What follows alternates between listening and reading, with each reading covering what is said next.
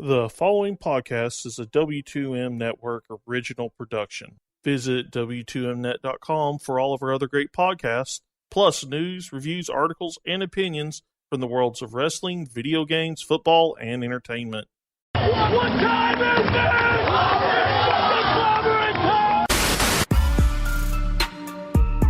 I am the face that runs the place. You need Roman to be out of the main title picture for a little while. Like, just, you give him a break. This is the only way you're possibly going to get the crowd to do anything but boo him, is give him a break. I'm the greatest wrestler in the world. It was exciting to see because it kind of reminded me of reading Rainbow a little bit. All they needed was LeVar Burton to come in there. This would have definitely got a 5-star pay-per-view for me. Show of the year. Yeah, show of the year.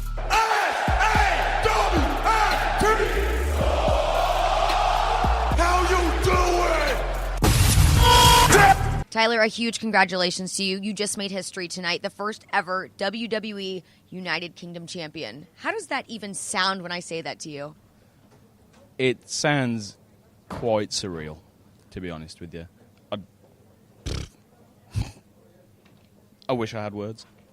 I don't let things bother me normally, but this is just overwhelming. I picture myself like as a young kid being a WWE champion, but it doesn't compare to when you're actually holding the title belt on your shoulder. It's crazy.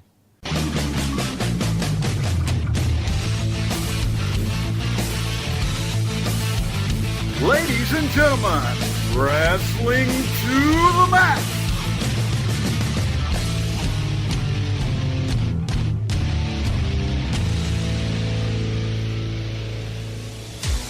And your hosts, Gary Vaughn, Sean Garmer, and Paul Vieser.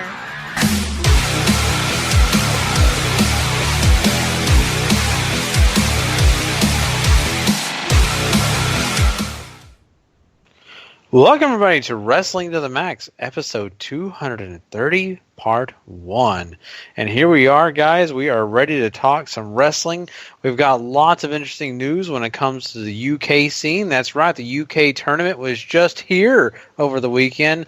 Well, guess what? We got some news coming out of that and a lot more great content out of the UK in general in the wrestling world.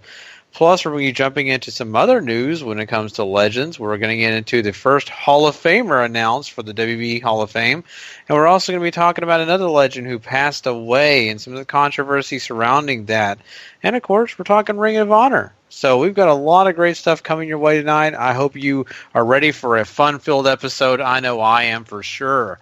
Real quickly, just to let you know, if you haven't already checked it out, go check out W2Mnet.com. That's a place where you go find great written reviews. You go find all our podcasts, everything that's associated with this show, and trust me, it's just a lot of great content.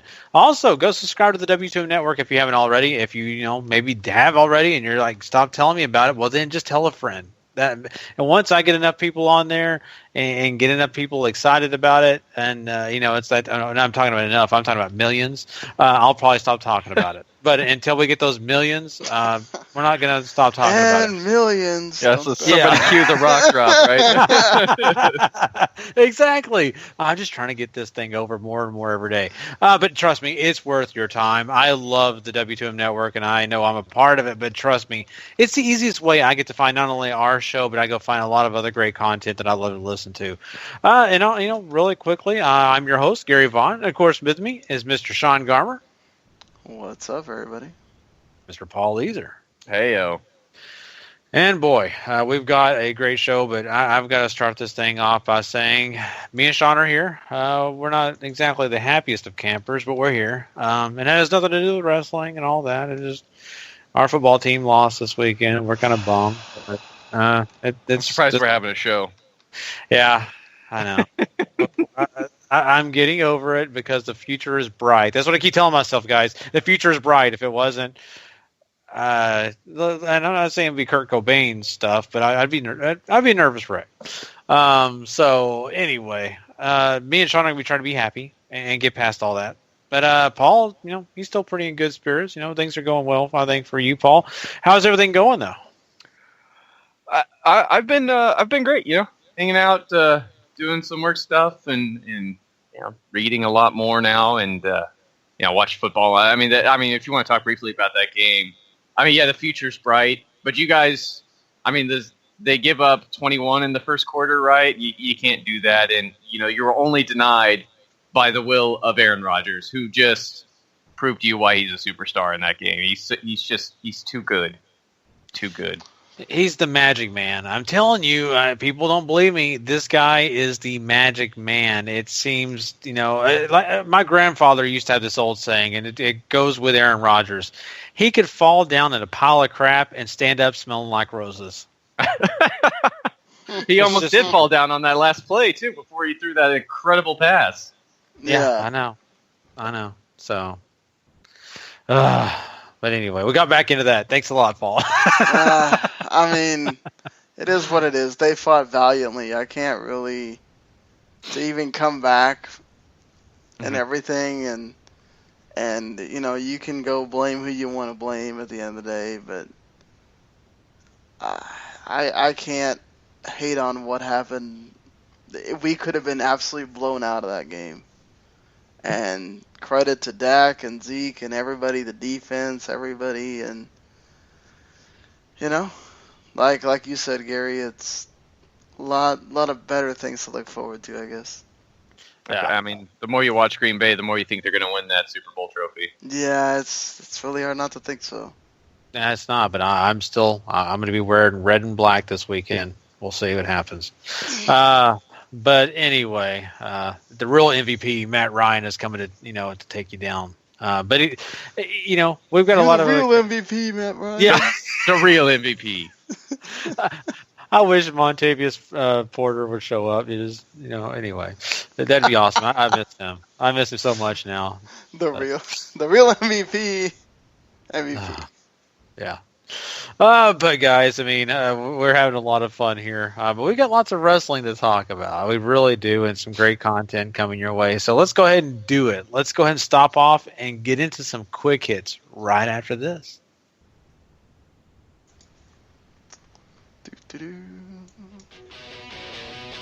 It's time for wrestling news. Quick hits.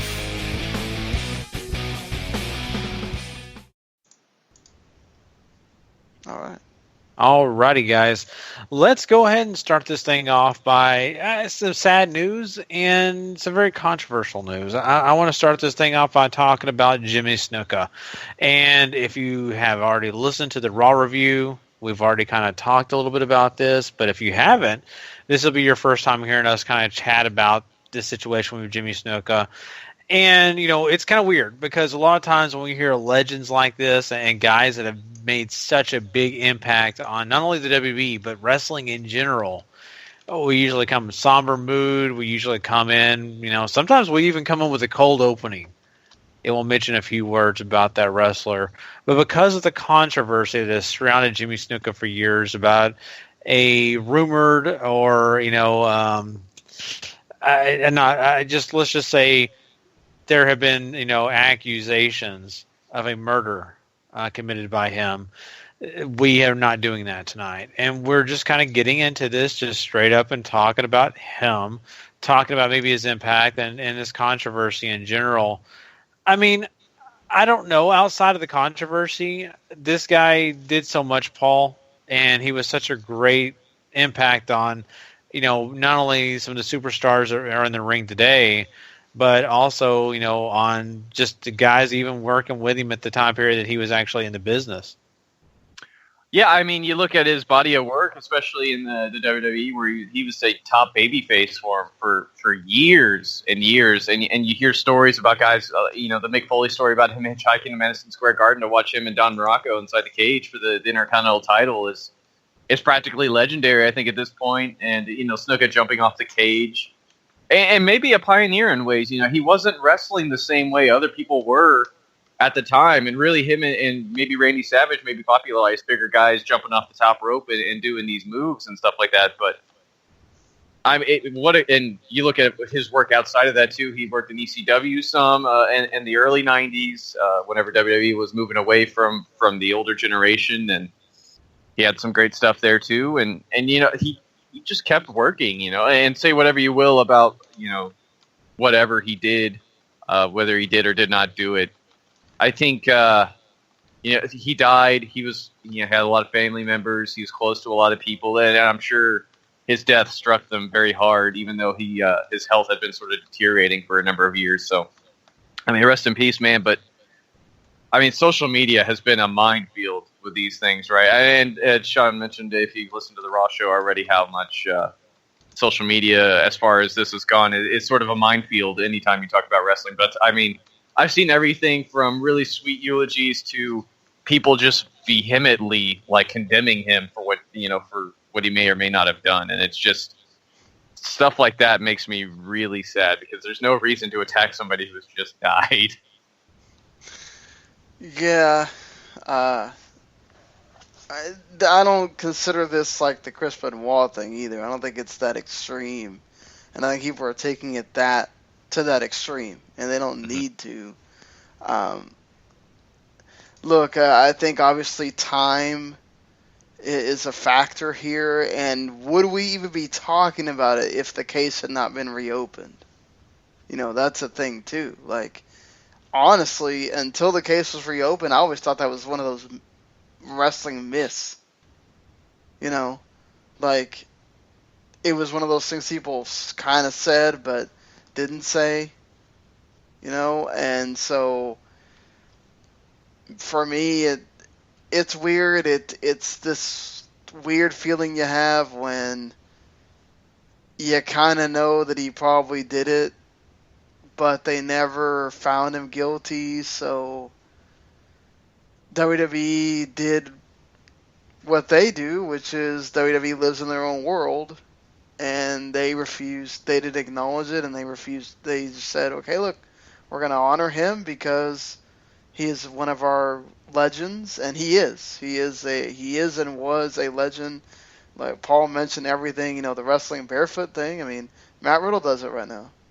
Mm-hmm. So he's one of the popular guys on the indies, and I know in MMA you don't have shoes on either, but Jimmy Snuka was doing that before it was ever thought of to be cool or whatever, the whole flying off the top. So many people do splashes now, and that's based on him, and him, big guys coming off the top rope. Him coming off the top rope, period. In the 1970s, that wasn't happening in the 70s. Okay, so and then just I don't think people are really talking about him in the greatest wrestler ever category or anything like that. I mean, but for what he did for wrestling and how big of a star he was for WWE and for wrestling in general, just that deserves to be discussed and given tribute to, and having that entire family basically be in WWE almost at certain points. I mean, that's you gotta do something for that. Heck, The Rock is part of that family. When the Rock is part of something, you can't just ignore it. Yeah, definitely. And this is a guy that once again, I mean, he really showcased so much talent, and he gave a lot to the business when it came to, not only, his ability, but a lot of his time. And, I hate to see it this way, but he's one of those guys that maybe even gave his complete health over to the wrestling business. We saw him get sick later in life, but I've heard so many times that even Roddy Piper mentioned that coconut, when it was slammed into his head, they said really was not completely the same after the coconut incident. And so there's lots of different factors here, and I can't speak to if those factors ended up causing the accusations of a possible murder and things like that. Those guys lived a hard life. They lived a just insane schedule when it comes to riding in the roads and drinking and doing all the things that they did, and basically screwing their body up majorly. So you got to give props to a guy like that who put all of it on the line, who did it for our entertainment. I love that. I think it's he deserves mad respect for that outside of the controversy. And this is not a love fest. We're not sitting here kissing this guy's feet to talk. We're just mentioning the great things about him, what he did outside of wrestling. Some of this controversy, personally, I don't know if it's real, but I just have to hope that whatever happens, or the way the universe took care of him, I'll say it that way. It may have been due justice, because that was a pretty terrible ending. I'll say it. I mean, from what I've heard, the sickness he had, the cancer and all that's sad, and that sickness that none of us want. So I just almost want to step away from this in a way, because this is really controversial. But at the end of the day, you got to give props to Jimmy Snuka for what he did in the ring, despite all this controversy. Let's talk about, though, someone who deserves a lot of respect, and someone who honestly doesn't have this. He's had controversies around him, don't get me wrong, but it's nothing to the level of what we saw with Jimmy Snuka. That guy is now the first inductee to the WWE Hall of Fame, Kurt Angle. And boy, guys, I was happy to see this on Monday Night Raw. I didn't read any wrestling news or anything like that before I watched Raw, so it was a surprise to me, even though earlier in the day it was all over the place, all over the line.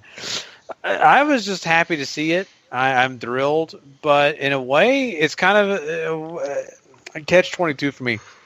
I kind of wanted to see this guy show up at WrestleMania unannounced, or even the Raw after WrestleMania unannounced, but for him to get in the Hall of Fame, I'm okay with it. It's just, I was like, man, I was really hoping for that just secret, oh no, the music comes on, and here comes Kurt Angle. But in the long run, this matters more. I think it's well deserved. Sean, how about you? Oh, well, certainly. WWE does tend to, grant your whole career, even though they may not mention it in your, or they'll say that he wrestled all these guys on the independent scene. Not TNA. But, TNA, their ratings keep going down since they've been with Anthem, so who knows at this point with TNA.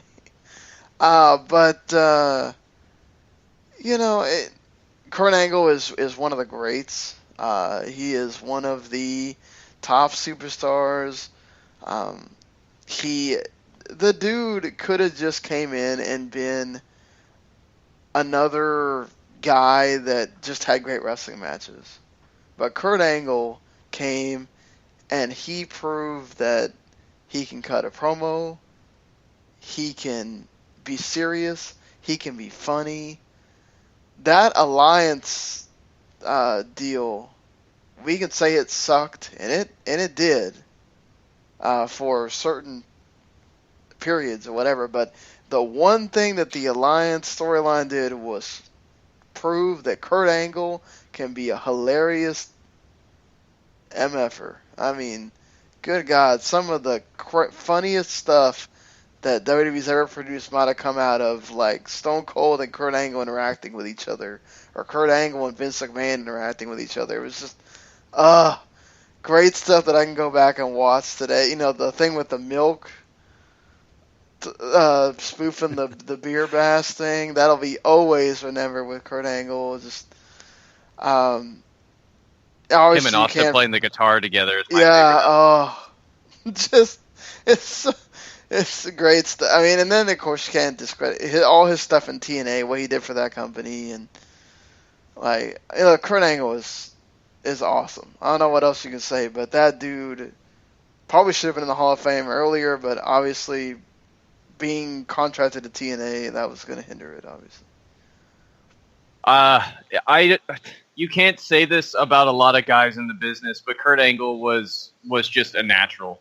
He took to wrestling so easily, and yeah, you could say, the Olympic background and everything else, but I don't think anybody had a better first year in WWE, maybe now outside of AJ Styles, but he wins the Intercontinental title and the European title in his first year, held them at the same time, and learns the art of the promo and goes on to be this huge star for him. My fondest memories of him are him on SmackDown in that 2002 to 2004 range, where he was just he could have a great match with the guy in the front row who knew nothing about what was going on. Like that guy just got it. And you talk about his TNA work at a time when it looked like TNA might be able to compete. They bring in Kurt Angle in this massive coup, and he has another zillion great matches there too. But one of the very best in-ring workers, I think, of all time, and somebody who proved that Olympians can be so much more than what they are as far as just great ring technicians, in the same vein as Ken Patera or you see it now with Chad Gable and sort of that same idea. So well deserved, absolutely one of the greatest and most decorated wrestlers of all time, and you just can't say enough great things about it. He might not be what he used to be nowadays, but Jesus, the dude is he was so good. Does he wrestle another? Usually when you go into the Hall of Fame first before you wrestle, that means you don't wrestle again for that company.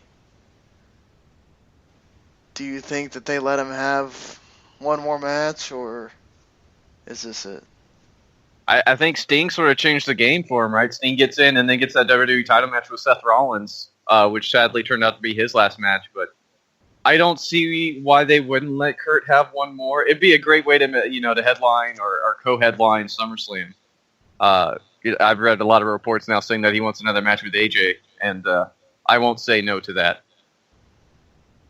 I mean, wouldn't it be amazing if he was in the Rumble? I got no problem with that too.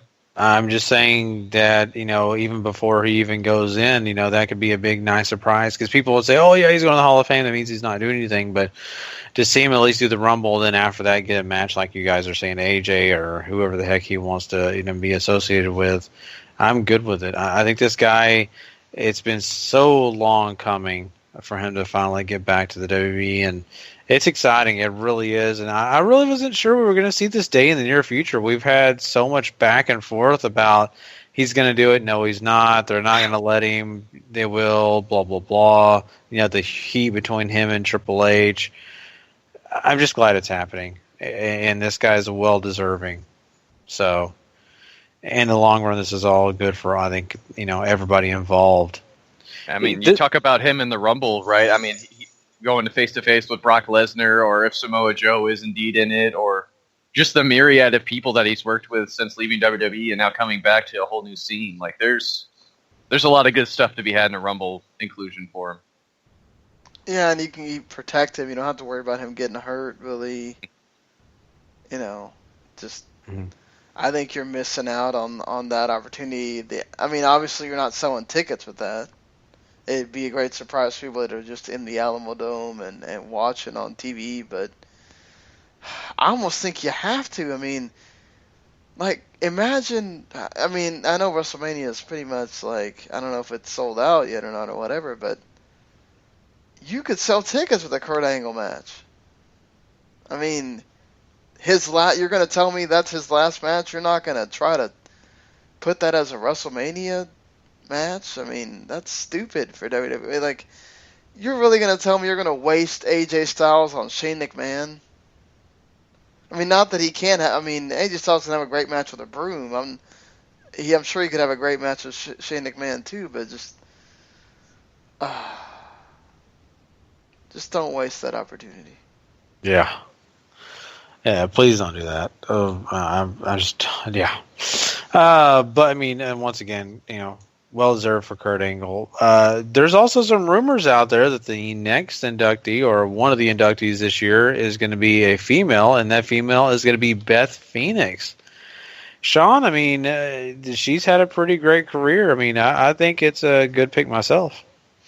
Yeah, she can join her husband in the WWE Hall of Fame. And, she was at a time when obviously the women were not doing a whole bunch a lot. She was in that middle phase when WWE was they had some good women's wrestlers, but they were still obviously not doing what they were doing today. She was a China type without all the stigma, and she really helped kind of carry that flag of being a women's wrestler in those days where they were still doing the Diva Search and having the models there and all that stuff, and just multiple time women's champion, yeah. She did a lot for a time where the women weren't thought of well in WWE. Yeah, I tell you, anytime Beth Phoenix was around or holding that championship, I was always interested in what they were doing. She another terrific worker that missed the women's wrestling boom in the WWE at the very least by some years, and certainly I think could probably still go today if she hadn't decided that she wanted to be a full-time mom, which is great too, obviously. But I mean, yeah, her run with the Divas title, incredible. That year-long run she almost had, where she pretty much destroyed anybody and everybody in her way. That match with Melina that she had at the Rumble that one year, absolutely incredible. She had another a great match with Tamina out of nowhere. If that tells you how talented she was, so absolutely well deserved. Another great woman who built the road into success. I think for a lot of the girls that are experiencing it now.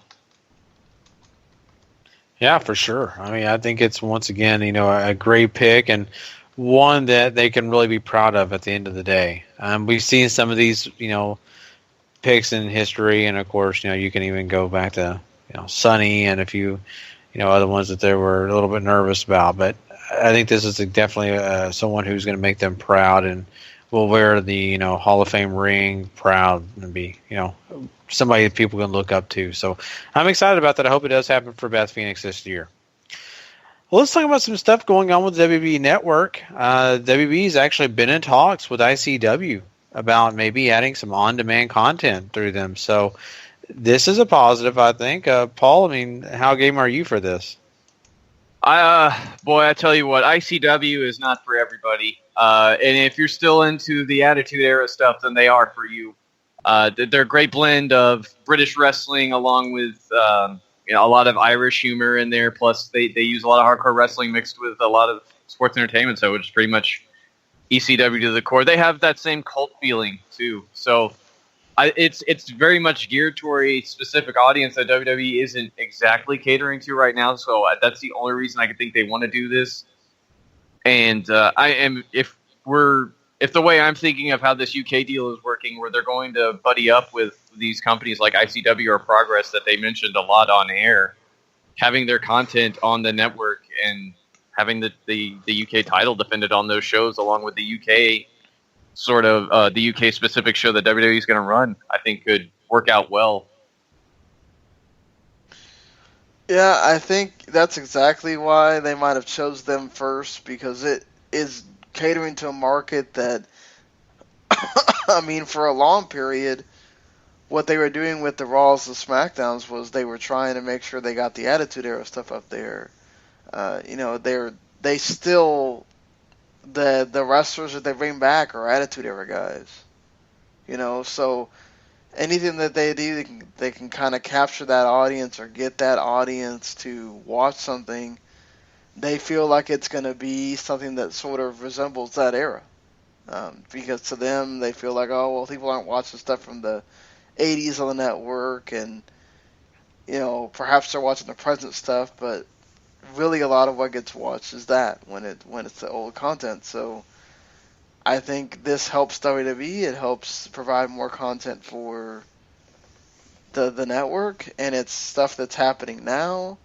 And you don't have to necessarily go and get ICW streaming service. You can just, on the network you're already paying for, get their stuff. I mean, we don't know how much. I'd imagine it's not going to be live. I think it's going to be.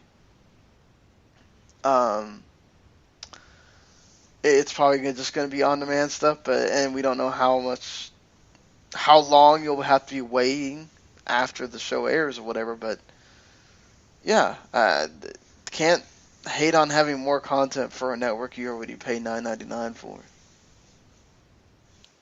For sure. I mean, anytime you can get content that you don't usually get a chance to see added on for the same price, like you said, Sean, it's definitely a positive. And, even if you don't watch it full time, it'd be something to give you, a peek into what's going on in the UK and maybe see some superstars that you add on, to the, UK WWE scene or whatever. At the end of the day, it's a good thing, I think. Well, speaking of the network, I think I forgot to put it on our doc. They are thinking about adding the download and watch offline options to the network, like Netflix has. It's actually not a bad idea. It really isn't, because there are some people that may be going on a trip, or if you fly a lot, you're into the network. I mean, at least you could download it onto your device, and then when you're not allowed to have any Wi-Fi or anything, at least you can watch what you wanted to watch. So. Yeah, I mean, a lot of people are big fans of that on Netflix. So I mean, that's pretty much the model for streaming right now. So I don't see why they wouldn't do it. Yeah, I mean, even if you don't take trips, just if you want to watch something at work and you have terrible Wi-Fi when you go on break, or whatever, just hey, it's there for you. Mm-hmm. Exactly. So hey, that's positive. Once again, the network, they're trying to do different things that get people not only to buy it but to keep it. And to serve their customers the best. I like it, and this is a good direction to go. Keep customers happy. So let's talk about something else really quickly here. Let's talk about some other UK stuff going on. Matt Riddle just won the Progress List Championship. What do you guys think about that? So the Atlas Championship in Progress is it's a specific heavyweight title, right? So you have a lot of lighter guys that dominate the indie scene. So it's for guys that are weighted 205 and above. The guy he beat it for, Rampage Brown, I'm a huge fan of. The guy's a great wrestler, but this is the first guy not from England that they've given a championship to.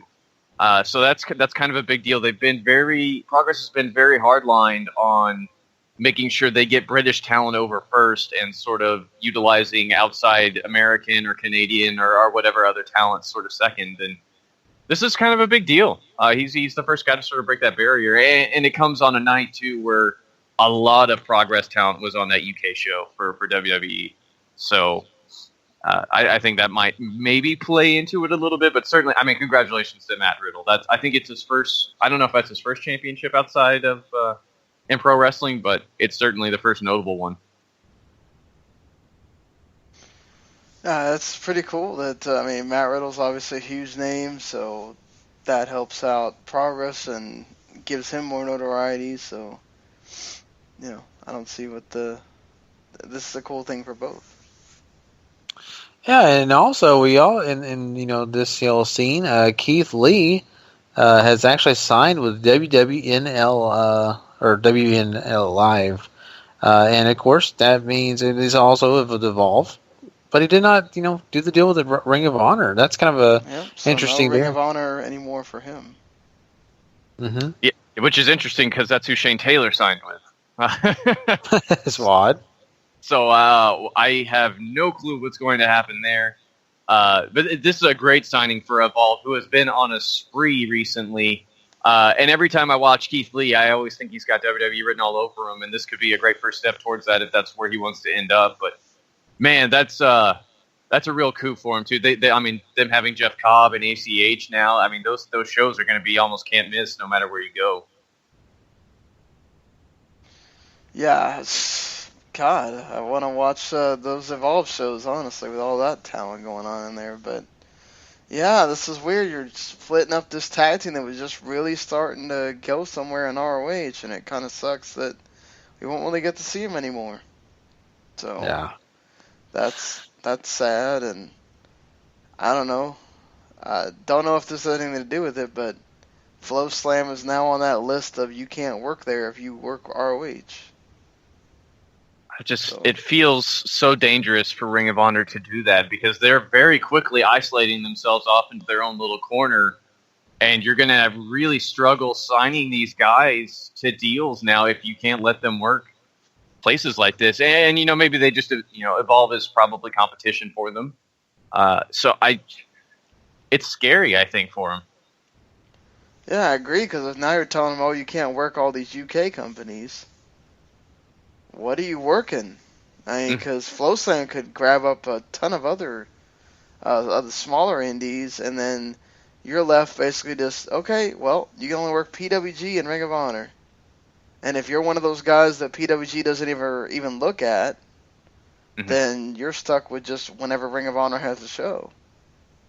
And that's not good. That's going to make you, the next time your contract comes up, you're going to go, well, I don't know. I mean, I don't think maybe Ring of Honor's paying millions to some of these guys, but I don't think they're paying them that much. And they go, okay, well, we're going to go somewhere else. Yeah, you're right. And, that puts the Ring of Honor, to me, in a disadvantage. And that's not good. They'd really need to stay where they can get a lot of eyes on their product still. I mean, I get it. You've been successful, but, I mean, by cutting things off, you may be cutting your nose off to spite your face, too. And you're going to lose a lot of talent that, you could sign on, but it says no because of this deal. So you got to really think on it. Yeah, I think Ring of Honor is just really banking on the fact that this triangle alliance they have now between them, CMLL, and New Japan is going to bring guys to them. And, I mean, unless those guys get signed to those companies, I don't know how well that's going to work out for them. Yeah, that's very true, And, it doesn't mean they can't change their mind on all this. It's just right now this is the way they sit. And if it doesn't work out, trust me, I think they'll be reneging on this.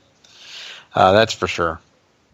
Let's talk about 5-Star Wrestling. It's going to be appearing on Spike TV in Great Britain.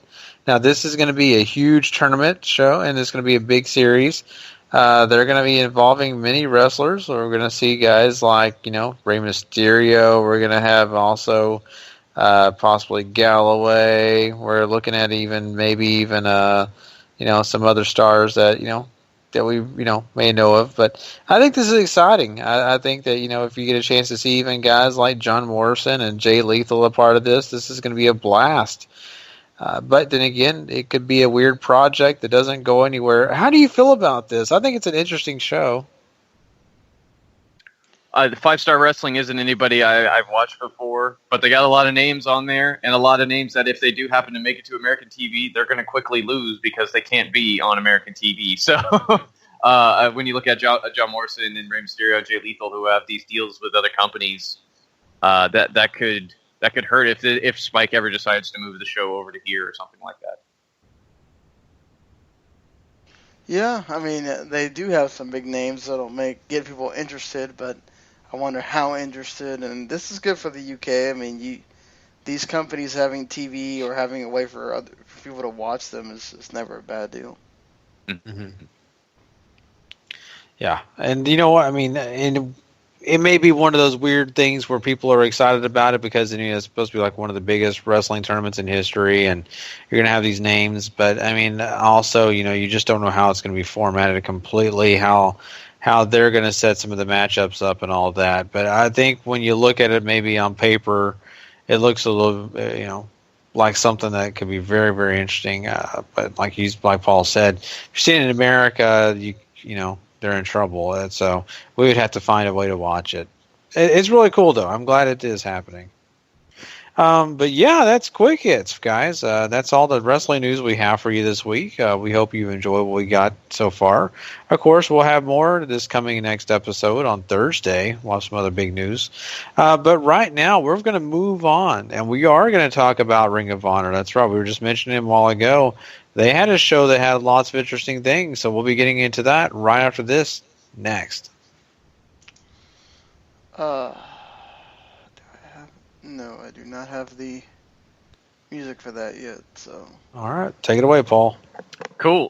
Ring of Honor opens this week with 6-man action. The Rebellion, of course, Kenny King, Caprice Coleman, and Rhett Titus take on Leo Rush, Donovan Dijak, and Jay White, which has some history going back in ROH TV. If you remember, Leo Rush beat Caprice Coleman in like 30 seconds, and this is sort of spun out from there. And, of course, Rush, Dijak, and White have been sort of handpicked by the Motor City Machine Guns, Sabin, and Shelley to sort of to buddy up with them and let them sort of work together against all these factions that have been popping up in Ring of Honor, like the Bullet Club and like the Rebellion and the Kingdom and all these other things.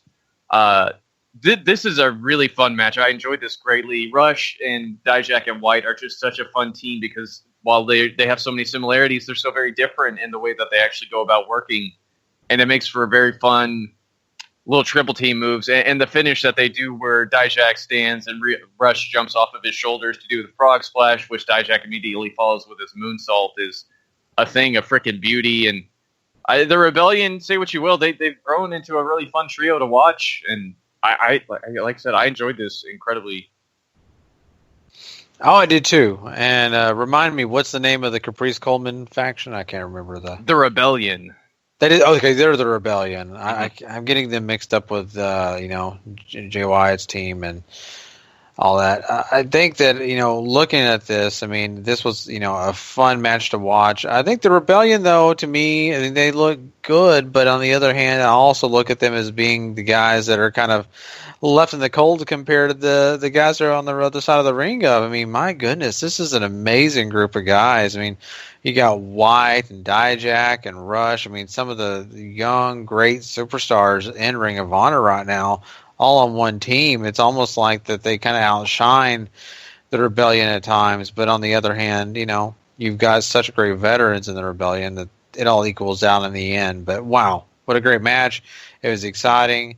And I look for more great stuff coming out of these guys. But, I mean, geez, it was fun. It was a great way to start the show. Yeah, I mean, talking about that last news bit where we just talked about where you can't work Flow Slam anymore if you're in Ring of Honor, Dijak works Beyond. Beyond is on Flow Slam, so that could be something to keep an eye on going forward in all this.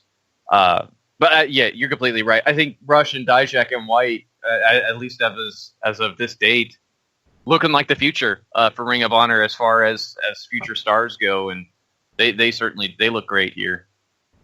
And then post-match, the Rebellion attack and force Leo to sort of raise his arms, which is how you signal that you're sort of with the Rebellion and their crusade to show Ring of Honor for what it is, and that's sort of a sham. And Chris Sabin comes in to run him off, so that feud with all those guys gets to continue. And then we get a video for the Ring of Honor television champion, Marty Scurll, who sort of talks about heroics and wonders what happens to the true villains of the world, and says that he's coming to Ring of Honor to fill that need to be the villain that everybody's looking for. And we get some highlights of him beating Will Ospreay for the championship in London during the Reach for the Sky tour. And he's going to be in Ring of Honor television next week, which should be a treat if you've never seen him before and you follow Ring of Honor. And then we'll call it there because the next segment is going to go pretty long. Yeah, I mean, what was exciting is I love the video package they put together for the villain. I love that. You're watching it and then you see Marty Scurll and all that's involved. So I mean, you got to give it to Ring of Honor. They did a great job of selling you on it. And if you don't know who this guy is, now you really want to know, right? Now you're really curious what he's all about, especially when you see all that footage with guys it's really exciting. So once again, they have had some issues sometimes in the past putting anything together at this juncture of it just makes you mouth water or something like that. But I think they get pretty close here. I'm really, really excited about this. Yeah, I'm really looking forward to it too. I mean, Scurll obviously has made waves in both the UK and here in the States, but now he's got a bit of a bigger platform, and that Ring of Honor has television, unlike PWG, who just has their incredible DVD market. But let's move on to this next part, because this is a big segment of the show. We get a video package of Cody's debut at Final Battle and his subsequent heel turn on everybody by cheating to beat Jay Lethal. And then he comes on down to have a match. But first he grabs the microphone and sort of tells everybody in the crowd that he isn't here to be judged. He's here to judge everybody else. And says that, Ring of Honor has this big reputation about being this place where all this great wrestling happens. But it smells like mediocrity to him. And he's the one true star. The fans give him some crap, but he's pretty quick on the mic to rebuttal. And it's some pretty great work. But then out of nowhere, here comes Steve Corino. He's joined by Sullivan and Whitmer and Punishment Martinez, who it looks like he's joined with now. And they leave a black box on the announce table. Carino climbs into the ring, and Cody starts quoting him segments from Carino and Dusty's feud back in late 90s ECW that sort of helped put Carino on the map going forward into the 2000s. And seemingly they tie in everything that Kevin Sullivan has been talking about as far as Genghis Khan having two sons and one needing to be sacrificed into some really old WCW stuff that had to do with Dusty and Kevin Sullivan not getting along backstage as far as all that power struggle of who was booking and writing and even into the on-screen feud that they had, where Genghis Khan is related to be Dusty Rhodes, and obviously the two sons is Cody and Dustin, and Cody is the one that needs to be sacrificed here. So they have a match between Cody and Steve Carino, and it's fine, I think, for what it is. Carino ends up going for the golden spike out, which is what was in the black box. Goes to use it on Cody, but Cody hits him low, hits the disaster kick, and then drops him with a very sarcastic-looking elbow drop to get the 1-2-3. And as far as I'm aware, I think this is the last time we're going to see Steve Carino in Ring of Honor in any capacity. So this is how they're tying all that feud up and sending him on his way, and at least it helps Cody out in the grand scheme of the Ring of Honor picture. But this leaves us sort of wondering what the heck we're going to do with the Sullivan, Whitmer, Martinez camp. Yeah, I agree. That does leave you in a weird spot, and I don't know if I really like that. What I did like, though, is Cody Rhodes' ability. Of course, this is not really need to be said if you followed Cody Rhodes, but if for some reason you don't watch him in Ring of Honor and all these other places besides just WWE, this guy, I mean, he has a knack for just great mic work, and I love the storyline because he throws his father in there and all that added in just gives this an extra bonus. I really appreciate it. And, of course, Carino getting a chance to move on and do his own thing, and then, this being probably one of those last stops you see him. I get it. I think they did it a classy way. And at the end of the day, it's going to be something they have to look past. But this is interesting. This took a while, this whole thing. It's more about Cody talking and insulting the crowd and all that, which is, something that has to happen. But, I can't say that I was just in love with this all, but I think it makes sense, and I'm okay with it. Mm-hmm. Yeah, I mean, when you have the guy who's sort of the crux of that feud up and leave on you, you got to do something with it. And I think they did admirable here. If not, it just feels really disjointed, especially if you don't know the history between everything they keep talking about. And now that I think about it, too, Cody works Evolve. So if you can't work Flow Slam anymore and you're in Ring of Honor, it might be bye-bye Cody Rhodes. So. We're just getting this roster thinner and thinner, aren't we? It's crazy, and I mean, it might not come to Cody leaving because he obviously has that deal with New Japan. But yeah. After that match, Jay Lethal comes out and brawls with Cody a little bit. Cody ends up bailing out through the crowd. I tell you, Cody in that 20-30 minutes of TV time that they give him, he looks like a nice breakout heel for him. So I bet you they're hoping he's staying because that act might have some legs. And Lethal gets a promo about how Cody picked this fight with Lethal and Ring of Honor because Ring of Honor has the best wrestlers. And when you come here, you're coming to measure up against the rest of the wrestling world and the best that they have to offer. And Cody has failed in Jay Lethal's eyes in trying to measure up because he took the easy way out and cheated to beat him, and he doesn't belong in Ring of Honor anymore. So that looks to be the hot feud going forward for Lethal. Which is great because we keep saying that Lethal has seemingly done everything, but Cody is new ground for him. He's a big league superstar coming down to play in the independents and the story here, and that really works for that level that Jay Lethal's been risen to. Yeah, for sure. And, it's exciting to see that. And I love Jay Lethal. I've thought a lot of him, and really just a chance to see him do that, to have that rematch with Cody Rhodes and to do some of the other things he's got coming up is exciting. But, it's also kind of weird, too, because of the fact that this guy he was a champion for so long, and you're so used to seeing him find ways to pull out victories. It's kind of odd when he loses, and I'm kind of glad he didn't lose against Jushin Thunder Liger, because I would have been like, man, this guy can't seem to find a way to win.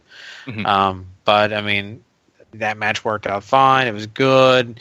You know, of course, Jay Lethal being the younger guy gets over. It's all positive, but at the end of the day, I mean, you'll look at what's going on with that whole feud with Lethal and Cody Rhodes, and I think that's still something that's exciting, still something that's got legs, and it's going to mean something down the line.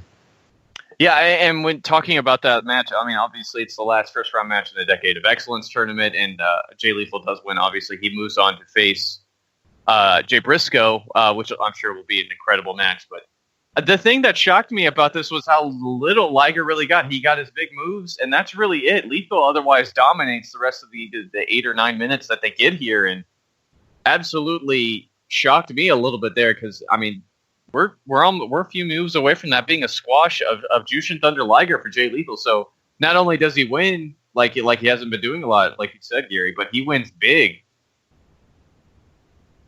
Yeah, you're right. He does, and getting that opportunity to look, that strong, and get that opportunity to be back to his normal self, I like it, and it makes me happy. Makes me want to buy that T-shirt even more. I love that T-shirt, by the way. I just want that now. That Lethal T-shirt. But at the end of the day, Jushin Thunder Liger is here to put him over, and we kind of figured that. So. Yeah, and then next week we have Dragon Lee taking on Kushida and Will Ospreay in a triple threat match, which is sure to be absolutely kick-ass affair. And Sabin and Daniel are going to have the first semifinal match in the Decade of Excellence tournament, and that's Ring of Honor for the week.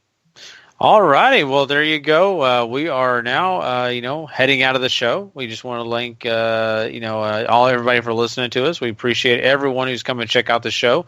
Also, if you want to find out more content that we have, like maybe some of our show reviews, like Monday Night Raw, you want to listen to SmackDown Live or NXT 205 Live, go check out the W2M Network. If you haven't done it, go ahead and do it. Go ahead and subscribe.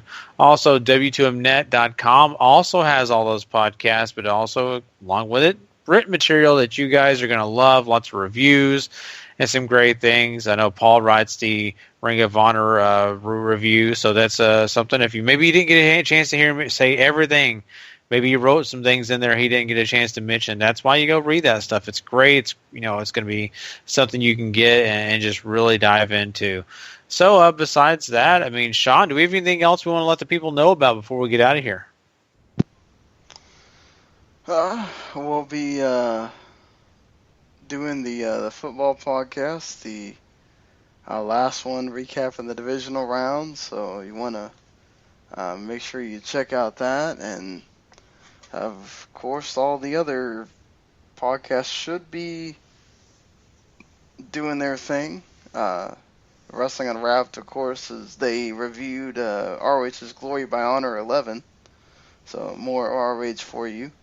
And they're also now doing written reviews, for their podcasts, because they basically do an audio review, so they'll have the written portion for you as well on the site. So another reason to go visit that WTMnet.com and just, continuing to do what we do.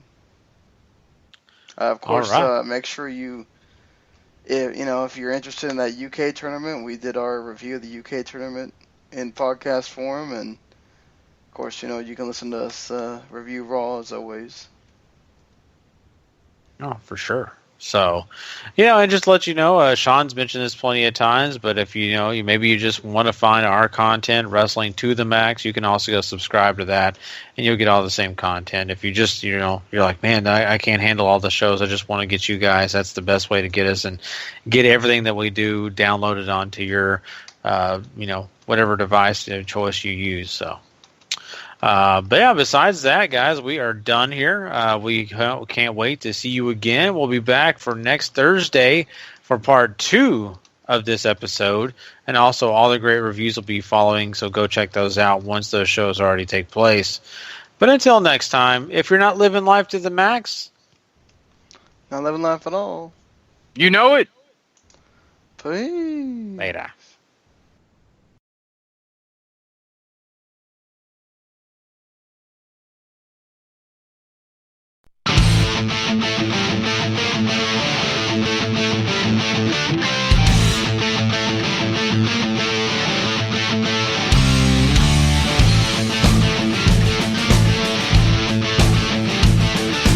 The following podcast is a W2M Network original production.